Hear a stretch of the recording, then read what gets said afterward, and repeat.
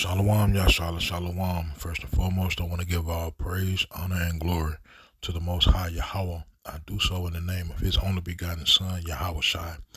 Double honors to the apostles and elders of Yashar Allah, called Elohim La Yahweh, Bahasham Yahweh Shai, Bahasham Harakah Kodash, for blessing our elders with the spirit of truth, so that we may know.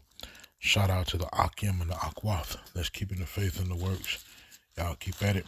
This your brother Abaya coming at you with more precepts.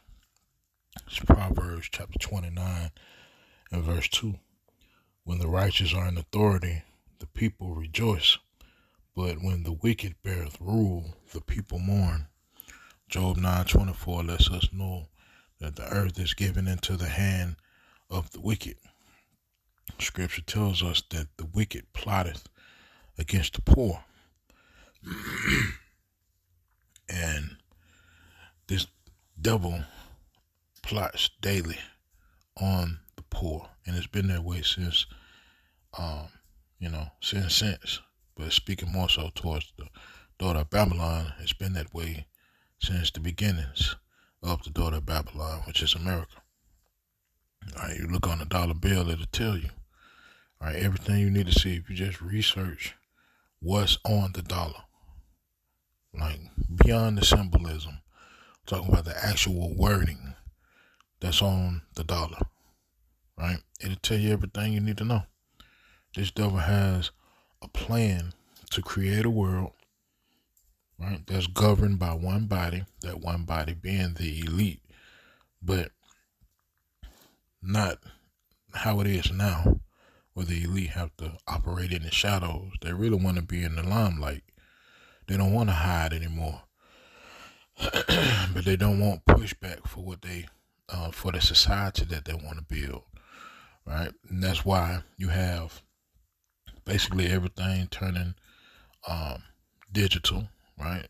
The digital revolution is happening. Everything is dealing with robotics and semiconductors and so forth and so on. It's a reason, right? They want control, total control. Right, with no bite back. And that's why this devil is moving how he's moving. That's why this devil is pushing the policies that he's pushing, right? And that's why society is moving how it's moving. So with that being said, I'm going to let these videos play and I'll be back. Cost a buy.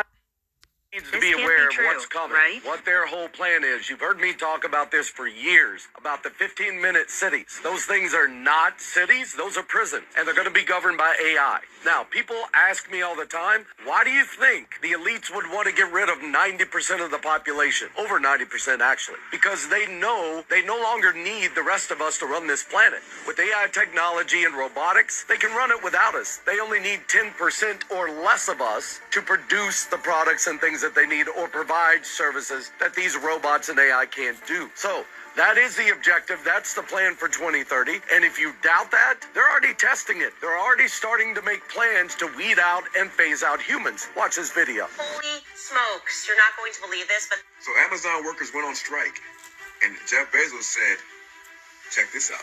He introduced Amazon worker robots. He said, you want more money, right? Well, it's only going to cost me $3 per robot to replace you. They're having their FAFO moment. He didn't stop there. Check this out. He said, two can play that game. Thanks for allowing me to test out my new technology, because soon I won't need you guys to work in the warehouse anymore. I'll replace you with something that doesn't take days off, that doesn't get sick, and doesn't ask for raises. So you can strike if you want, but you're being replaced. Check this out. The new technology was tested, and now, think about this. The most highest grossing company in the world has found a way to replace humans. So right there you can see Bezos has already started. In just another year or two, they're going to be fully automated in all Amazon warehouses. All of those positions are going to be done by robots. Trucking. The trucking industry is going to be extinct. Give it 2 to 3 years, it won't exist anymore. Not by humans anyway. They've already got these self-autonomous, self-driving trucks. If you're not aware, Musk, and I know everybody thinks he's a great guy and all this, we'll see. Time reveals all. So he's already had these semis out running in the country back and forth for years now, working out the kinks. As soon as they've got that perfected, truck drivers, you're out of business. They won't need you anymore. They don't take days off. They don't have to pay them. All they've got is the upfront cost of buying the vehicles. That's it. They'll save fortunes by putting you out of work. So start thinking about those of you that are in positions and careers where AI technology or robots can perform that job or service moving forward. You better start looking for work, because it's literally like the people that produce buggy whips when they invented the cars. Those that held on too long, you're bankrupt. You're just out of work. To the 3.5 billion, according to Oxfam, of the world's 85 richest people is equal to the 3.5 billion poorest people. It's fantastic. And this is a great thing because it inspires everybody, gets the motivation to look up to the 1% and say, I want to become one of those people. I'm going to fight hard to get up to the top. This is fantastic news, and of course I applaud it. What can be wrong with this? Really? Yes, really. So somebody living on I celebrate capitalism. $1 a day in Africa is getting up in the morning and saying, I'm going to be Bill Gates. That's the motivation everybody needs. needs. Between me and I'm that not guy against is charity. motivation. I just need to pull up my socks. I am not. I don't have socks. Look, don't tell me that you want to redistribute wealth again. That's never going to happen. Okay? You know what? You take a simple stat like this, which is neither good nor bad. It's just a fact. It's a celebratory stat. I'm very excited about it. I'm wonderful to see it happen.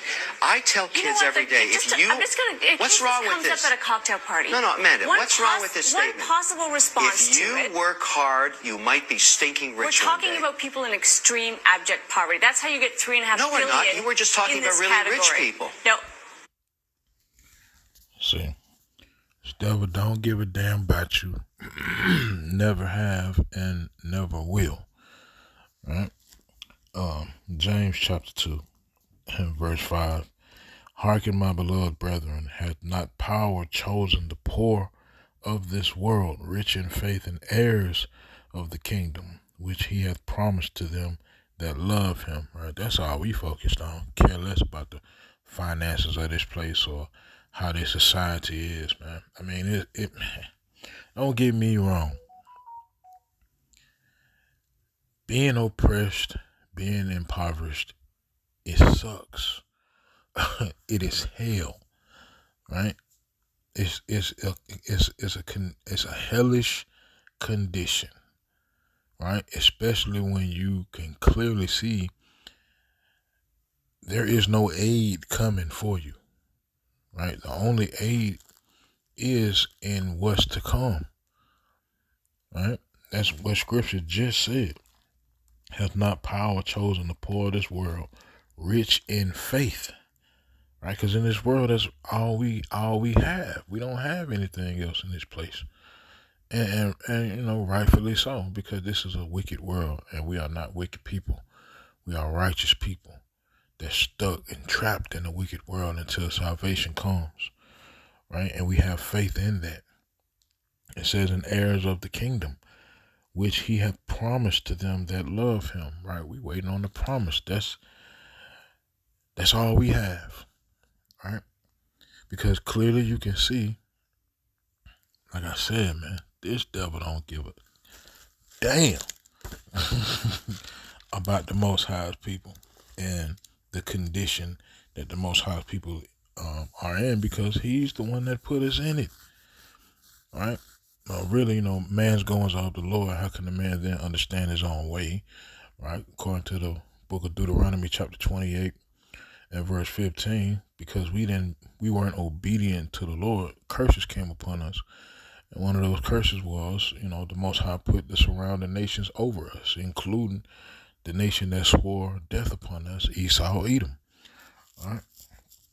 Sirach chapter 12 and verse 10, never trust thine enemy, for like as iron rusteth, so is his wickedness. Right? This devil will constantly have you mourning because he's ruling this world. And it's crazy how a lot of the Most High people really do trust this devil, trust what he says about the system, trust what he says about, you know, the promises that he campaigns every 4 years, right?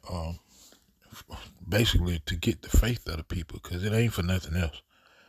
It's not for anything else. This devil don't need nothing. This devil needs nothing from you. He don't need your money. He creates money, right? He don't need He don't need anything from you except for your faith. Because as long as you put your faith in the devil, you're not putting your faith in the Lord. And that way he can, in turn, go to the Lord and say, look what your people doing. Look who they calling on. They're not calling on you. Right? Yeah, they accuse the Lord's people, to the Lord day and night, like it says in Scripture. Right? But James chapter 2 and verse 6, but ye have despised the poor. Do not rich men oppress you and draw you before the judgment seats. Right? Do not they blaspheme that worthy name by the which ye are called. Right? These devils, man, are something serious, man. And like I said, man, they don't give a damn. So if you think what we saying as it pertains to Scripture is not going to happen because you don't think that type of evil exists in this world, you bugging. You are tripping. You are truly insane. You do not have your right mind, because we dealing with some top-notch wickedness on this earth. Right? Benefit America to become more. Nobody thinks that it will benefit America to become more like Haiti. Nobody thinks that. Or I would challenge anyone, if they do think that, to explain how that's the case. Like, in what way could this country be improved by making it more like Haiti? When you look at Haiti, what part of Haiti are you saying to yourself, we need more of that? Beaches. Well, we have more beaches than them too, right? Don't we? Right. We're a much bigger country. We don't want a marine invasion and occupation of the United States that constantly decapitates governments and takes the money out of the country and saddles us with we don't want the Clintons debt either. from a revolution. Yeah. Right. Although I don't. So you're saying that we wouldn't want to be like basically a colony that the entire West spends 200 years punishing after the Haitian Revolution. I get that. I understand that, but also at a certain we wouldn't want that. No, yes. We wouldn't want that, but I would also say that that's not entirely why Haiti's in the position that it's in. I mean, at a certain point, as a country, you have to stand on your own 2 feet and take care of yourself.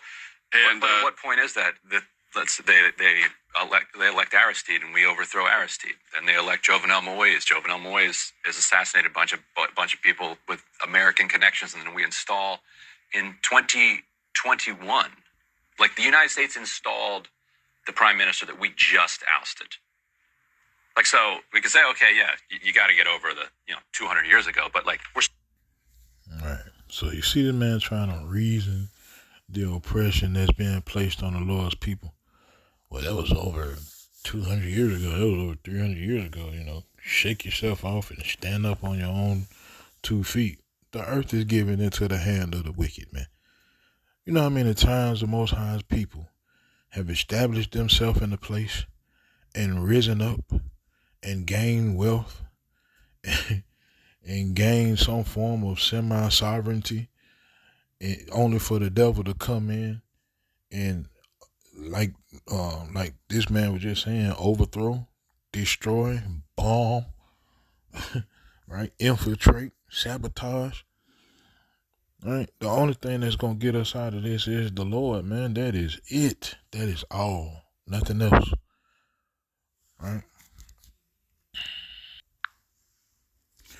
But yeah, man, it's a lot. Yeah, the Lord gonna have to deal with these people, man. Right? And according to the prophecies that's written in the Scriptures, He already in play. It's already in motion. Go to 2nd Ezra 9:1. He answered me then and said, measure thou the time diligently in itself, and when thou seest part of the signs past which I have told thee before, then shalt thou understand that it is the very same time wherein the highest will begin to visit the world which he made. Therefore, when there shall be seen earthquakes and uproars of the people in the world, then shalt thou well understand that the Most High spake of those things from the days that were before thee, even from the beginning. For like as all that is made in the world hath a beginning and an end, and the end is manifest, even so the times also of the highest have plain beginnings and wonders and powerful works and endings in effects and signs. Right? So the Most High is showing us that it's time. Right?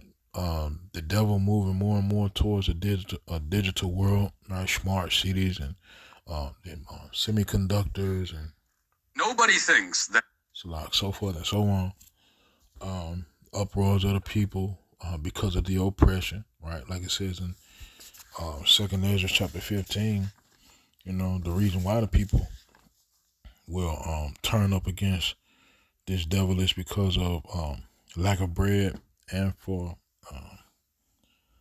what is I don't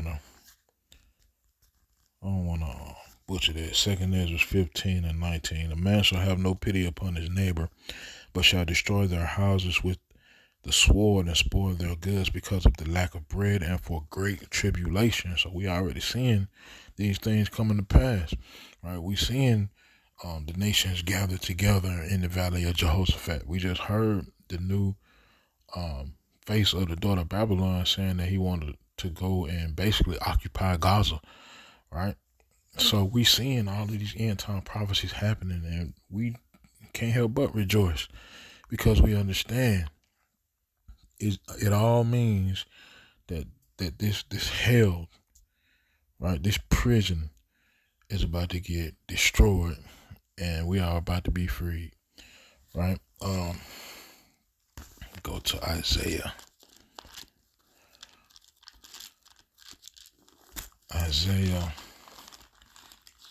60.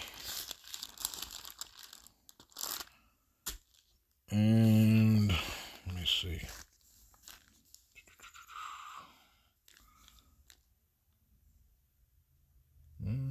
Hold up, it's a lot. 1 second.